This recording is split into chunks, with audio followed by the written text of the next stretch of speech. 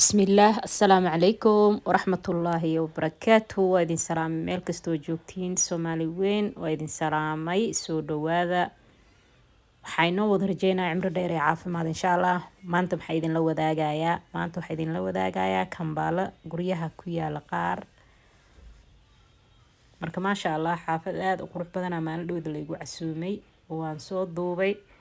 anigaas xitaa waxaan aaminsanaan jiray Uganda inaynu qurxooneen marka waxaa ku yaala guryo aada u qurxoon oo qaali ah oo degan kaliya dadka lacagta haysto waayo lacag hadaa haysatid meel alla meesha rabtid oo ku noolaan kartaa gurigan Soomaali ma ahan laakiin ajaanib baa degan waa dad naftooda ka fikiray oo ilmahooda ka fikiray oo maxaa la dhahay nolosha meesha ay ku noolaanayaan ay ka fikireen waayo alla u dhiibay adigana waa heli kartaa ilaahay wuu ku siin karaa waxba ma ahan weligaa ha ka fikirin qof wuxuu leeyahay dabaq qof uu dhisan yahay midna ha ka fikirin meeshan dabaqa koowaad waaye cid degan kuraasa u taalo hoos marka laga soo galay saasoo kale hadda waxa u soconaa dabaqa labaad aniga daradeeda haysa marka hore la igu saaray marka labaad waxaan dhahay maayanda waa lugeynaya jaranjarada waa dabaqii labaad jiima u yaalo kuraas yaro qurux badan u taalo wiyuga xagee ka daawanayaan marka maasha allah tabaarakallah ilaahay wuxuu ku qoro weligaa ma gafaysid weligaa iyo allaha ha ku fikirin wax dad leeyahay qalbigaaga ha gelin qolkan hadda fadhi waaye kuraasna gadaalay ka taalaa hal cunug aa ku baashaalay TV-ga saas kale qashinka uu ku ciyaarayo dhanna meesha u yaalaan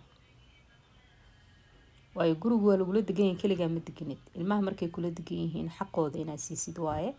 inaad ka fikirtid aad dhahdeed guriga ilmaha ila joogo ilmaha markay yaryar yihiin ayagana wax ay ku ciyaaraan wax ay ku baashaalaan ay leeyihiin haddii intaba laga waayo oo cunuga kaa waayo aduu kugu mashquulaya cunuga stress uu noqonaya ismana fahmaysin laakiin wuxuu xaq u leeyahay hadaa siisid uu kaaga mashquulaya mar walba taasna in laga fikiro way fiican tahay marka meel qurux badan oo ku yaala gurigan ee xaafadan maasha allah tabaarakallah kulay intii ku jirto oo muslim ah allah u barakeeyo waxa u badan dadaan muslim ahayn u badan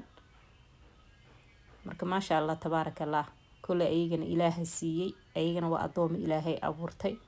adigana hadaa ilaahay barisid ilaahay wuu ku siinayaa laakiin hadaa dhahdid dabaqaas quruxda badan hebela iskale sidoo ku helay maxaa soo ku heli karaa hadaa dhahdid de hebel ilaaha abuurtay adna ilaaha ku abuurtay mar walba wixii ilaahay ku siiyay inaad ku qanacsanaatid waay meel alla meesha ku jirtid oo habeenkii ilaahay caafimaad kugu soo kicinayo subaxii hadaa degan tahay alxamdulillah inaad dhahdid waay muhiimada maanta waa caafimaad iyo nabad haduu ilaahay intaas iskugu ka daro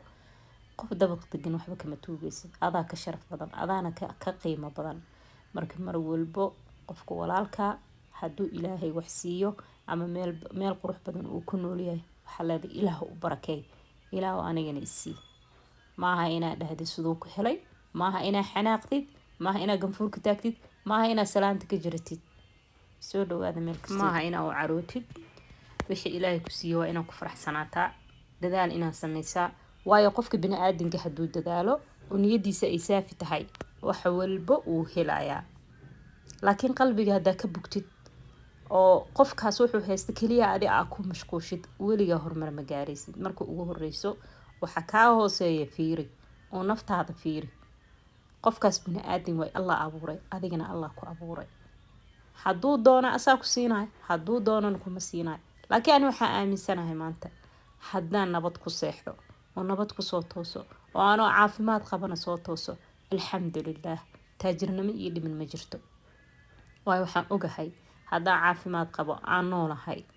wixii aniga aan jeclahay oo ilaahay aan ka baryo ana dadaalkooda aan sameeyo inaan weyneyna aaminsanahay meesha joogtidba